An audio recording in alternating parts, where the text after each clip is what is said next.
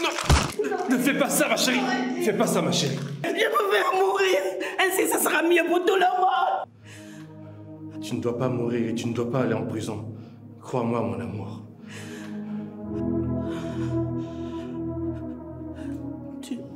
Tu m'appelles encore ton amour? Bien sûr. Mon amour pour toi est éternel, Maggie. Ellie, si je suis vraiment ton amour, embrasse-moi, mon chéri. Embrasse-moi. Défonce-moi maintenant, tout de suite. Défonce-moi, je t'en prie. Aime-moi, Ellie. Aime-moi. Défonce-moi, mon bébé. Mon chéri d'amour. Mon choupinette. Défonce-moi.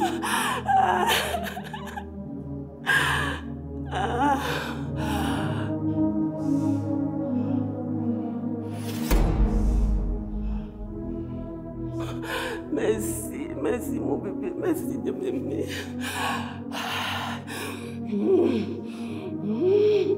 Oui, je pleure. Je pleure pour ce grand homme qui a été froidement arraché à cette région.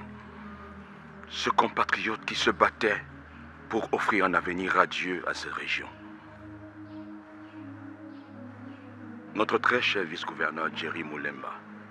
Vous avez tous regardé la vidéo diffusée par sa fille. Il a été froidement assassiné par des hommes sans cœur, au dessein égoïste. Je suis ici pour réclamer de la justice, qu'elle tienne rapidement ses engagements envers le vice-gouverneur Jerry Mulemba, ce grand homme, mon mentor qui a tout fait pour moi. Justice pour Jerry Mulemba. Justice pour Jerry Mulemba. Carly Cotto qui s'exprimait à notre micro. Est-ce que vous comprenez, Nadine, cette sortie de l'ancien cadre du Parti Socialiste? Vraiment, je compatis pour la famille de Jerry Mulemba.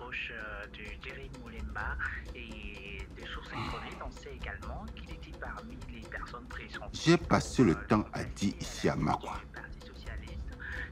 que les gens du Parti Socialiste sont des assassins, des tueurs, de vrais cougnafés. Mais personne ne m'a compris. Heureusement, voilà. Les preuves sont là. Quand on parle de la personne de la vérité elle-même, ici à Makwa, c'est moi. Kamdem, c'est moi. Ah! Pleurons la famille de Jerry Mulemba.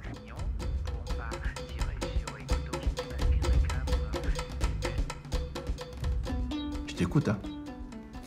Je prépare l'installation de la jeune Kenfack Yolande comme chargée de communication de la première dame. J'ai donc pour cela... Pardon? Installer Kenfack comme chargée de communication chez mon épouse? Je pensais avoir été clair à ce sujet avec toi, Ngobo. Je t'ai dit que je ne veux pas de ça. Ce poste ne lui convient pas, trouve-lui autre chose. Trop tard. L'annonce a déjà été faite, on ne peut pas revenir en arrière. Sa nomination n'est pas constitutionnelle. On ne pourra donc pas parler de violation de la loi en cas de rétractation. C'est un poste que nous avons créé pour satisfaire une personne qui nous a rendu service. C'est rien de plus. Mais jusque-là, le peuple va penser que tu n'es pas constant dans tes prises de décision, Ellie. Je ne veux pas de cette nomination, Ngobo. Point barre. Trouve autre chose pour Kenfack.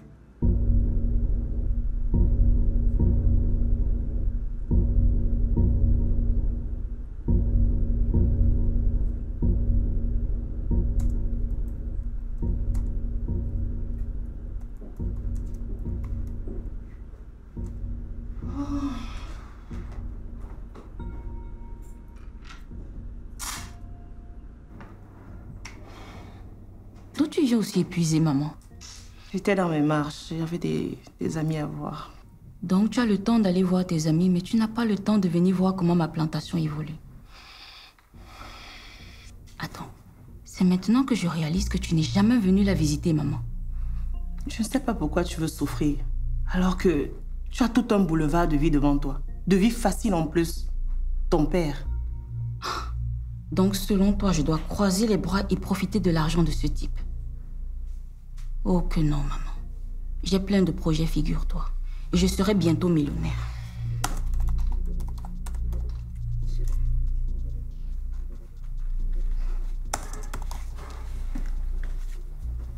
Tu vois ça?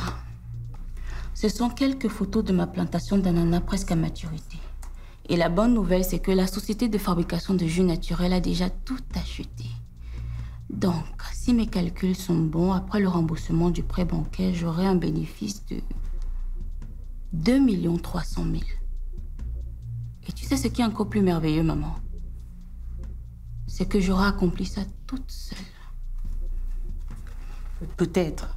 Sauf que cet argent pourrait être juste un argent de poche pour toi. Laisse ton orgueil de côté et va voir ton père. Tu sais quoi, maman? Ton attitude me déçoit. Au lieu d'encourager ta fille qui se bat pour atteindre des objectifs concrets pour construire son entreprise. Et non, tu préfères qu'elle passe toute sa vie à dépendre d'un homme. Qu'est-ce qui t'arrive, maman? Tu peux me dire depuis quand tu es devenue cette femme calculatrice? Je ne te reconnais même plus. Je ne reconnais plus cette femme battante qui m'a élevée toute seule. Écoute, je ne sais pas pourquoi je vais continuer à souffrir. J'ai assez souffert et aujourd'hui, je peux avoir de l'argent facilement. Toute ma souffrance d'avant, c'était ma semence. Maintenant, mon temps de récolte est arrivé.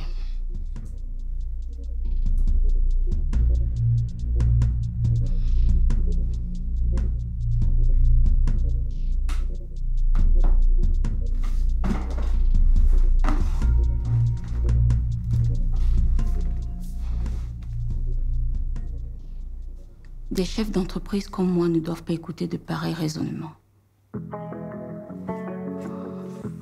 Je n'ai rien entendu.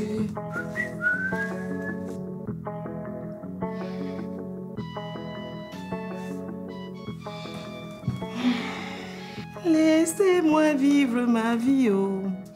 Anti. Donc, les gens courent vers l'argent. L'argent court vers moi. Je ne dois pas m'arrêter. Prends.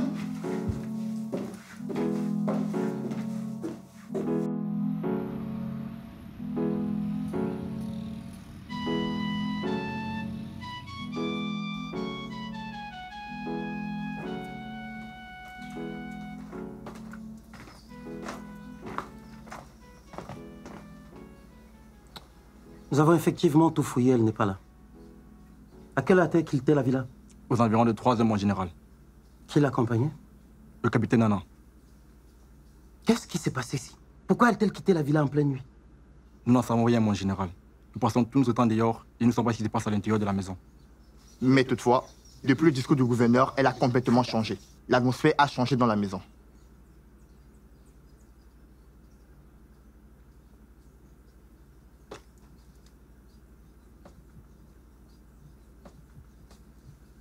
Mademoiselle, vous travaillez à l'intérieur? Oui, monsieur. Où est votre patronne?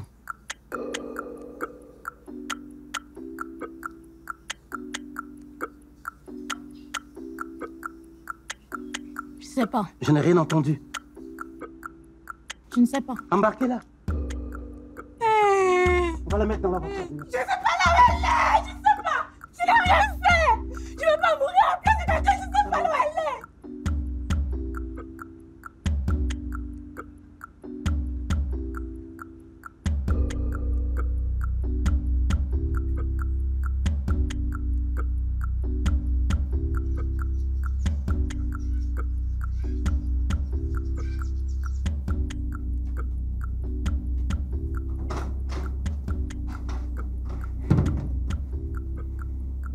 Vous avez pu chasser le téléphone de la présidente? Elle a éteint son téléphone, chef. Impossible de le casser dans ces conditions. Très bien. Nous allons essayer celui de son général. Monsieur.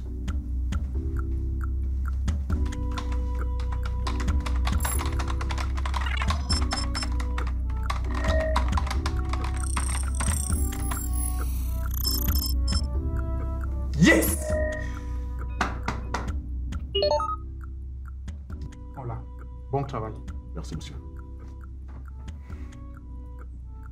Il semblerait que la présidente de l'Assemblée régionale se soit en fuite avec le général Koumassi et le capitaine Nana. Rien de surprenant, ce sont ses hommes les plus proches. Et ses gardes affirment qu'elle aurait quitté la résidence à 3 h du matin et ne serait pas revenue. Bon, je viens de recevoir le premier rapport du service de renseignement. Ils ont réussi à localiser le général Koumassi à partir de son téléphone. Avec votre équipe, joignez-vous à eux pour procéder à leur arrestation immédiate. Oui, mon gouverneur.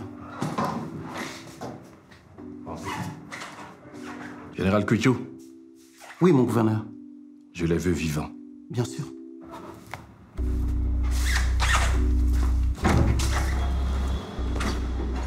Ainsi donc, je vous présente mademoiselle Kenfak Yolande, la nouvelle chargée de communication au cabinet de la première dame. Merci, madame la secrétaire générale. C'est un honneur pour moi de servir ma région aux côtés de la première dame. Nous sommes ravis de vous avoir dans l'équipe. Merci. Eh bien, félicitations. Bienvenue dans mon équipe. Madame la secrétaire, c'est une belle idée que vous avez eue là. Je suis vraiment enchantée de travailler avec une jeune femme aussi dynamique. Elle s'est donnée corps et âme pour la victoire de mon mari lors des dernières élections. Merci, madame la première dame de la région. Je puis vous assurer que vous serez plus que satisfaite de mon travail. Je n'en doute pas.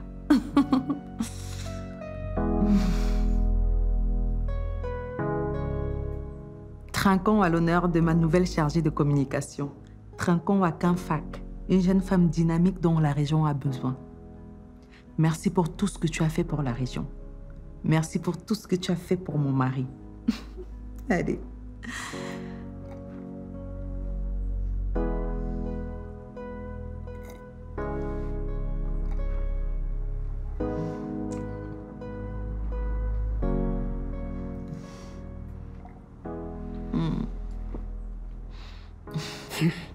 Pourquoi elle lui fait autant d'éloges?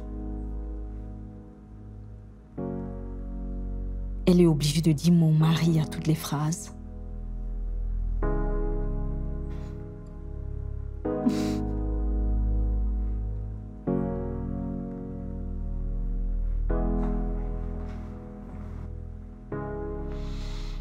Excellence, monsieur le gouverneur, mademoiselle Laure Moulemba pour vous.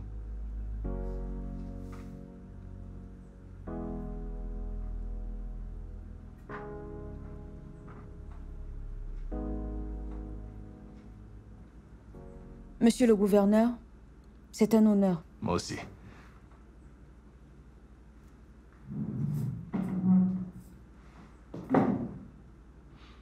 Vous êtes donc la fille de Jerry Moulemba. Je suis vraiment ravi de vous recevoir et aussi pour le fait que vous ayez accepté d'honorer mon rendez-vous.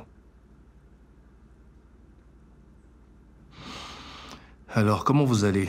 Vous vous êtes remise de vos blessures? Oui, merci. En tant que gouverneur, je suis profondément navré qu'il soit arrivé une telle chose à la fille d'un illustre patriote de notre région. Je vous promets que mon combat désormais, c'est de faire en sorte que chaque citoyen se sente en sécurité, où qu'il se trouve, et peu importe sa classe sociale. J'ai suivi votre discours sur votre engagement à rétablir la vérité sur la mort de mon père et à lui rendre justice. À vous écouter, j'ai eu l'intuition que vous n'étiez pas impliqué dans cet attentat. C'est d'ailleurs la raison pour laquelle j'ai accepté votre invitation. Je suis ravi que vous ayez eu cette intuition parce que c'est la vérité. Je ne sais rien du complot qui a causé la mort de votre père. En vérité, c'est grâce à vous et à un autre témoin que j'ai appris tout ce que je sais jusqu'ici. Alors dites-moi, vous savez que je me suis engagé à obtenir justice pour votre père. Et j'ai besoin de votre aide pour cela. Que voulez-vous dire? Eh bien, mais je ne peux pas mener une action efficace si je n'ai pas entre les mains toutes les pièces du puzzle. Alors, j'aimerais que vous partagiez avec moi toutes les informations que vous avez sur l'assassinat de votre père et de toute votre famille. En commençant bien sûr par celles que vous avez publiées sur les réseaux sociaux. Je suis désolée, monsieur le gouverneur, mais je ne parlerai qu'en présence d'un juge lors d'une audience de justice légalement constituée.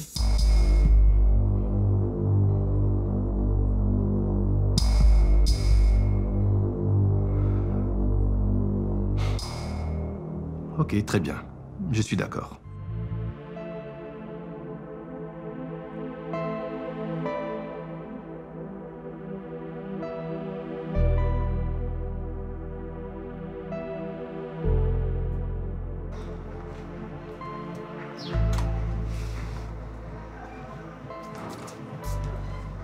Bonjour, monsieur Ikoto. Bonjour.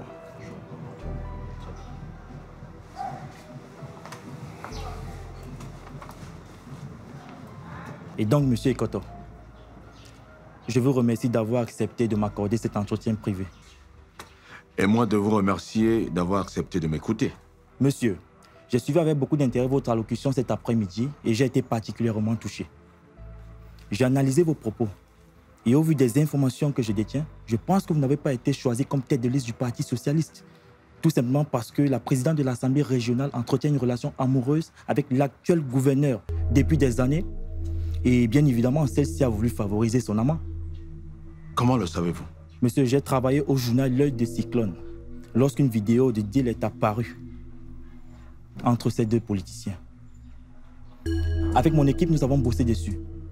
Et par la même occasion, nous avons préparé un article qui aurait causé une vraie bombe dans la région. Malheureusement, l'AMI est intervenu à la demande du gouverneur pour nous empêcher de divulguer l'information. C'est dans ces circonstances que j'ai perdu mon emploi. Mon patron a... Enfin, il s'est séparé de moi. Tout simplement parce que je refusais de taire ce scandale. Waouh! Que puis-je vous dire? Vous m'embouchez un coin.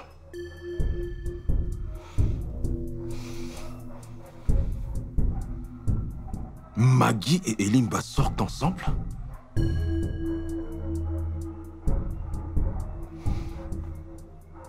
Cela explique tant de choses. Eh oui, tant de choses.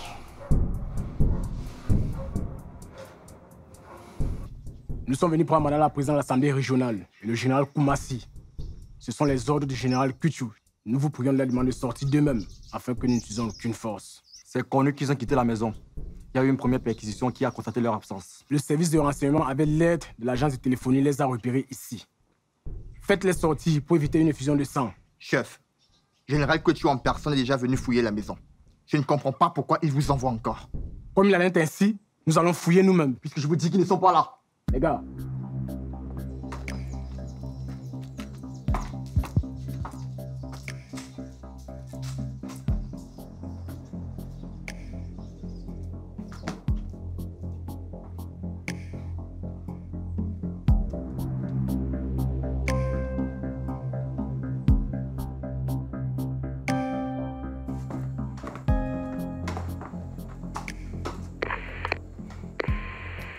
Ici Lima, l'équipe envoyée pour l'arrestation de Madame Tchatcho et du général Koumassi. Nous avons fouillé dans toutes les pièces de la maison, mais nous n'avons rien trouvé. À quel endroit se trouve le signal du téléphone du général? À vous.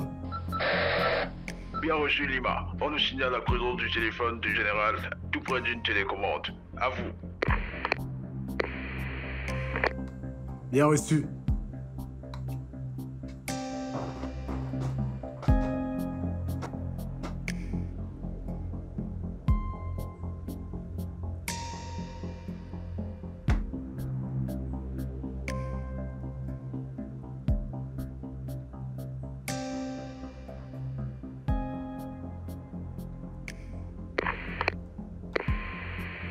Je viens de trouver le téléphone du général. Il a enlevé la puce et gardé le téléphone ouvert afin de brouiller toutes les pistes. On devait s'y attendre. C'est un ancien. À vous. Mission échouée. Retournez tout de même avec le téléphone. Bien reçu. On y va.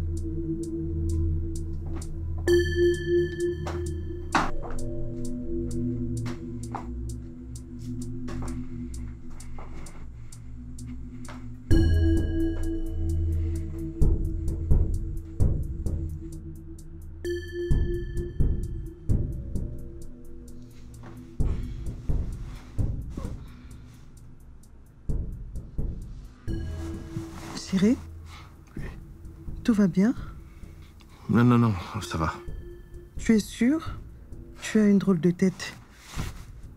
Qu'est-ce qui ne va pas? C'est Maggie, elle a disparu. Quoi? Ouais, elle est introuvable. Est-ce que Maggie a quelque chose à voir avec la mort de Jerry Moulemba? Oui. Je ne sais pas pourquoi elle refuse de m'en dire plus sur cette affaire. Elle refuse de me dire son niveau exact d'implication dans l'assassinat de Jerry, et alors que je lui ai bien dit que je ne la mettrais pas en prison. Mais je comprends pas, elle a disparu et je ne sais pas ce qu'elle prépare. Eh bien, qui le crut? Je constate que décidément, je ne peux jamais terminer ma journée de bonne humeur.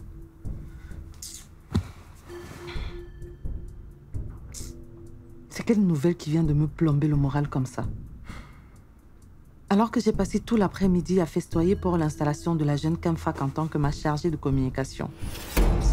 Quoi? La jeune Kenfak a déjà été installée? Oui, cet après-midi. Mais qui l'a installée? La secrétaire générale Ngobo, bien sûr.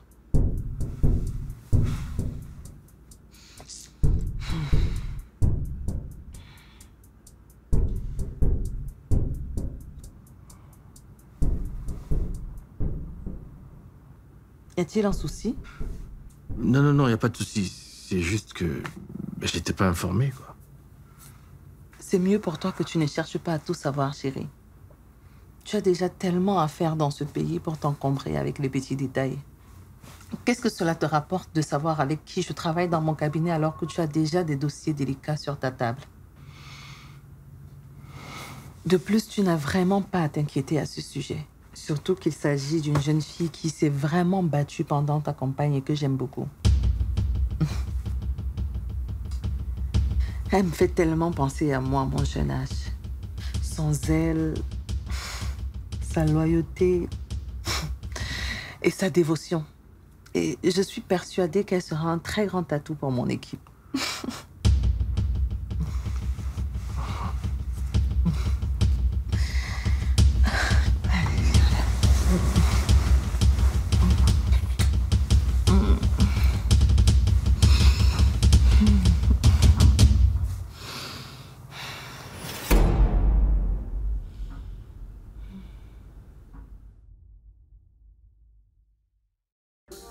Les révélations que je m'en vais vous faire concernent encore et toujours la magistrature suprême de notre région. C'est une honte que je ne peux pas garder en moi au risque de salir l'image d'unité administrative. Le gouverneur est impliqué dans un scandale sexuel. Le gouverneur Elimba est un infidèle patenté qui trompe régulièrement son épouse à tel point que la première dame a introduit une demande de divorce. J'étais très choqué quand j'ai appris la nouvelle. Je demande la démission d'Elimba. Un homme infidèle qui trompe sa propre femme et incapable de maintenir la cohésion au sein de son propre couple. Croyez-vous qu'il sera fidèle envers la région dans la gestion de ses ressources? Il est indigne de diriger Makwa. Il doit démissionner. Mais ça, c'est très grave, ça. Un gouverneur qui divorce? Si cela est avéré, je me joindrai à Ekoto pour exiger le départ d'Elimba. Mais notre région mérite un chef exemplaire sur tous les plans. Ah, mais comment ça? Occupez-vous-en, les gars. Monsieur le gouverneur.